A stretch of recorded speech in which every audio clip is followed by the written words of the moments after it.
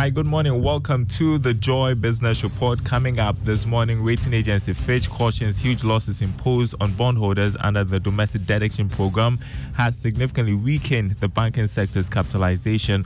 Also coming up, financial analysts worry debt exchange program could erase total confidence in the financial sector in the long term. And MTN loses almost 5 million subscribers due to SIM re-registration exercise ending June this year, but projects worse decline in second half of 2023. Details coming up. My name is Darryl Kwa. Welcome everyone and two listeners on KTU Radio in Koforidua. First, rating agency Fitch has warned that the large losses imposed on bondholders under the domestic debt exchange program has significantly weakened the banking sector's capitalization. According to the UK-based firm, the restructuring of outstanding sovereign debt and impending loan quality problems will add to capital pressures. There's more in this report. Fitch considers solvency issues to be concentrated at the domestic banks. It said regional and foreign banks are better because of their strong buffers. The UK-based firm has earlier said that Ghanaian banks' capital was still weakening significantly as a result of Ghana's sovereign domestic debt restructuring. It further said, estimated that the country's current account deficit will narrow to 0.8% in relation to the size of the economy in 2023 from 2.1% in 2022. This is supported by suspension of external debt service and improved terms of trade. In 2024 and 2025, the capital account deficit, it said, should remain moderate. A reduced current account deficit together with international financial institutions' disbursement and external debt restructuring should enable accumulation of reserves over 2023 and 2025, reaching 2.8 months of current external payments by 2025.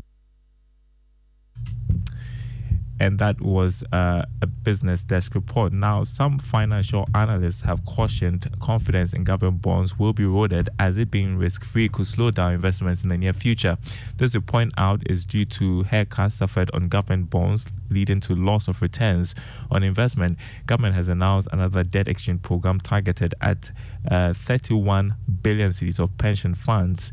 Speaking to Joy Business, economist Professor Lord Mensah said the continuous announcement of debt restructuring may be needed to reduce the debt stock, but its impact on investor confidence in the long run could head to the economy.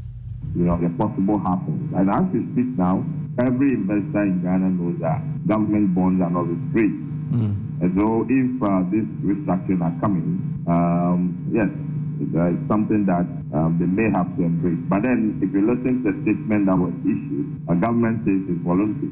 And if it's voluntary, some may want to test the water by holding up, their old bonds. But like I indicated earlier, it's not going to be that difficult. You heard economist Professor Lord Mensah. Now, the British International Investment BII has launched the Growth Investment Partners Ghana to offer capital support of up to $50 million to 150 Ghanaian small and medium-scale enterprises to address their financing needs and also deepen their contribution to the economy. The capital will provide long-term flexible payment within the next 15 years for businesses. Speaking at the launch of the initiative, Managing Director and Head of Africa at British International Investment, Chris Chijiotomi, said that this investment platform will boost funding for SMEs in the country. Here's more. We've listened to our local partners to truly understand what is needed to address significant gaps and barriers to unlock the economic potential of Ghana. As a result of the feedback we have received, we are today proudly launching, as Kwabna mentioned, Growth Investment Partners Ghana, GIP. This is a new first-of-its-kind investment company that is backed by us, BII, with an anchor commitment of up to $50 million. I repeat, $50 million. It is led by a highly experienced team of Ghanaian investment professionals. That was Managing Director and Head of Africa at British International Investment, Chris Chijiotomi. Now, Government has inaugurated a medium-term revenue strategy steering committee to ensure proper appropriation and preservation of the national purse. The setup of the committee follows the mid-year budget review in a bid to deliver a revenue strategy that focuses on incentives towards sectors crucial for sustainable and inclusive growth. The Ministry of Finance inaugurated the committee to oversee the medium-term revenue strategy. George Winfo is Director of Revenue Policy Division at the Ministry of Finance. This would be the first of a kind. Our focus is to make sure that all relevant stakeholders are brought on board so that it's a whole of government approach towards ensuring that the interests of all stakeholders are taken into consideration before the implementation. We are supposed to complete the development of this document by end of September. Already we have begun engaging some stakeholders. It's a great opportunity for the general public to continue engaging with us, seize the opportunity to make their inputs so that at the end of the development of the document, all their interests would have been brought on board. That was the Director of Revenue Policy Division at the Ministry of Finance, George Winfo. Telecoms giant MTN recorded some significant loss in its subscriber numbers for the first half of this year. The telecoms firm puts the loss at almost 5 million subscribers ending June this year due to the SIM re-registration exercise. Here's more in this report. The significant loss puts the current subscriber base of MTN at 27.3 million, ending June this year. MTN in its financial accounts for half year noted that as part of the regulatory directive, it was required to deactivate 5.4 million SIMs by the end of May this year. However, based on the extension, more than 400,000 had their lines restored. MTN was, however, quick to add that the full impact of this disconnection exercise will be felt in the last half of this year. The financials also revealed that data and mobile money continues to be the major driver of MTN's record profit for the first half of this year.